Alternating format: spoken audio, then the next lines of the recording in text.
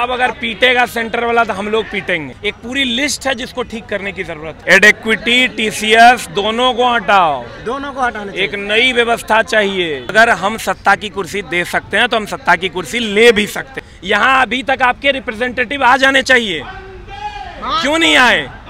हम आपके नहीं है क्या? हमारी क्या गलती? हम क्रिमिनल हैं? तो हम अगर आपके हैं और आप हमारे हैं तो आइए ना, हमारे बीच बैठ के बातें करते हैं। बच्चा 150 किलोमीटर चला जाता है साइकिल से सरकारी नौकरी की तलाश में, उसके पैर में चप्पल नहीं है। अब आप समझिए, उसका जब मेंस में इंटरव्यू में, मेंस में साइको में जाके उसका रिजल्ट आप छीन लेते हैं तो गुस्सा आता है। तो जब तक आप आवाज़ नहीं बुलंद करोगे ना, वो नीपा पोती करते हैं। हर बात का जवाब होता है उनके पास। कोई बात बोलोगे कर देंगे, ये बात बोलोगे कर देंगे, ये बात बोलोगे कर देंगे। तो ये कर देंगे से तो नहीं होगा ना। रामलीला मैदान से हम आपको तस्वीरें दिखा रहे हैं और हमारे साथ मौजूद हैं मशहूर अध्यापक, उनसे बात करेंगे। सर, आज आप जो है दिल्ली के रामलीला मैदान में आए। ऐतिहासिक ग्राउंड है, यहाँ से बहुत बड़े बड़े आंदोलन हुए, 2014 से भी पहले हुआ है। क्यों आप लोगों को यहाँ पे जमा होना पड़ रहा है? देखिए, चीज़ें सबको पता है कि जो छात्रों के साथ हो रहा है वो बहुत ज़्यादा गलत हो रहा है। मतलब वो पराकाष्ठा है गलती की। तो उस गलत को अगर ख़त्म करना है तो उसके लिए आंदोलन करना ही पड़ेगा। आप समझिए, कोई बच्चा पीटी निकाल लिया, मेंस निकाल लिया, और जब वो मेंस निकाल के गया साइको देने के लिए तो उस बच्चे का माउस नहीं चल रहा है, इसलिए उसका रिजल्ट नहीं हुआ। कितनी विडंबना है। एक गरीब घर का बच्चा जो डेली सपना देखता है कि एक दिन मेरा जॉब लगेगा, एक दिन मेरे पास पैसे होंगे, एक दिन मेरे सपने पूरे होंगे, ना जॉब लगा, ना पैसा हुआ, ना सपने पूरे हुए। क्या उन लोगों को काजू खाने का हक नहीं है? जो गरीब का बच्चा है उसको काजू खाने का हक नहीं है? खाली आप ही लोग खाइएगा?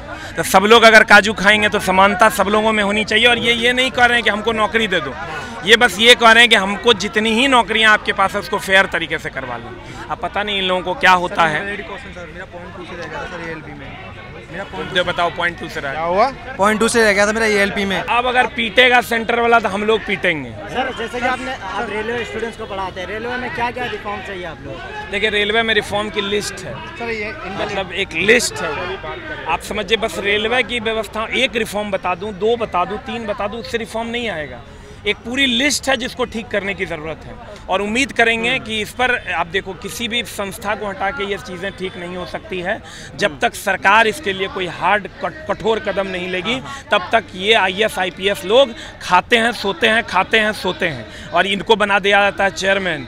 चेयरमैन आप समझो, हमारे यहाँ एक बिहार SSC एक बोर्ड है, उसका एक चेयरमैन है। वो बताओ, वो प्लेन बोर्ड पे, वो ब्लैक एंड वाइट बोर्ड पे वो मार्कर से लिख के रखता है अपना वो शेड्यूल कि कब क्या लेना है। तो ऐसे ऐसे लोगों को चेयरमैन बनाइएगा तो सरकार डूब जाएगी। सरकार की कोई गलती नहीं है, बस इन सब लोगों को हटाने की ज़रूरत है और हटा के नई व्यवस्था क्रिएट करने की ज़रूरत है। नहीं, ये फालतू का बात है। अच्छा। अब हम आपको बताते हैं, TCS ही रेलवे का एग्जाम करवाती है। अगर कोई कह रहा है कि TCS को लाइए, अगर मतलब वो पैसा उसा खैले हैं, ठीक ना, सीधा बात। एडेक्विटी, TCS दोनों को हटाओ, दोनों को हटाना चाहिए। एक नई व्यवस्था चाहिए जिसमें फेयर एग्जाम हो। पैसा का दिक्कत है तो हम लोग देंगे। यानी कि TCS में मतलब नहीं, कोई भी वेंडर सही तरीके से 500 के बदले 1000 ले लो फॉर्म भरने का फीस। 500 के बदले 1000 ले लो। ये बच्चा देखिए, ये अभी मेरा ये पुराना स्टूडेंट है। अच्छा, ये मेरा पुराना स्टूडेंट है। ये बलिया घर है ना तेरा?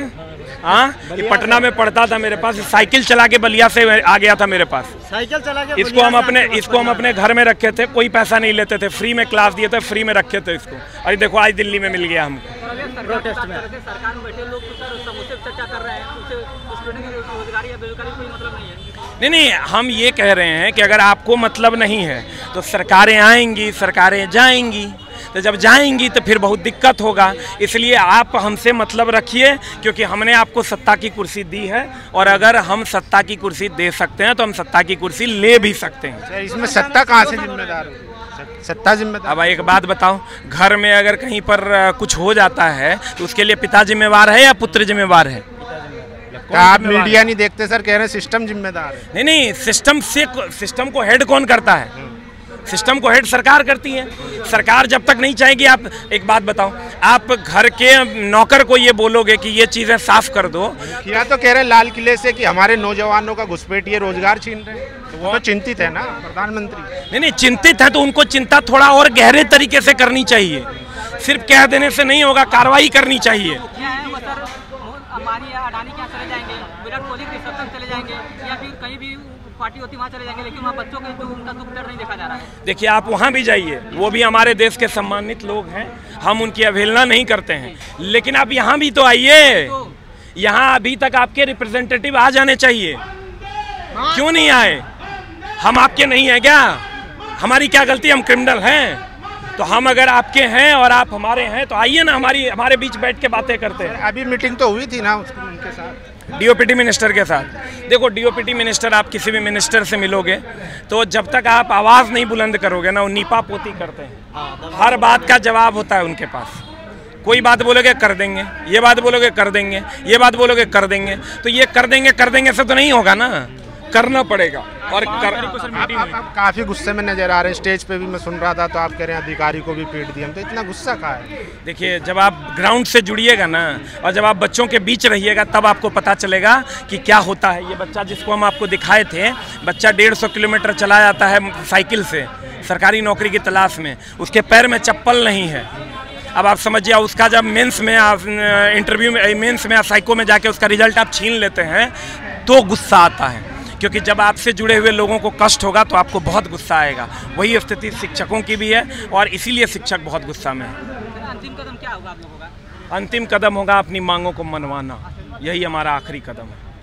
बहुत बहुत धन्यवाद। दस्तक की आपसे गुजारिश है कि अगर इसको बचाना चाहते हैं तो नेशनल दस्तक को सब्सक्राइब करने के लिए रेड कलर के सब्सक्राइब बटन को दबाएं, फिर बेल आइकन की घंटी दबाएं। नेशनल दस्तक को बचाने के लिए बहुत जरूरी है कि हर खबर को शेयर करें, लाइक करें, कमेंट जरूर करें।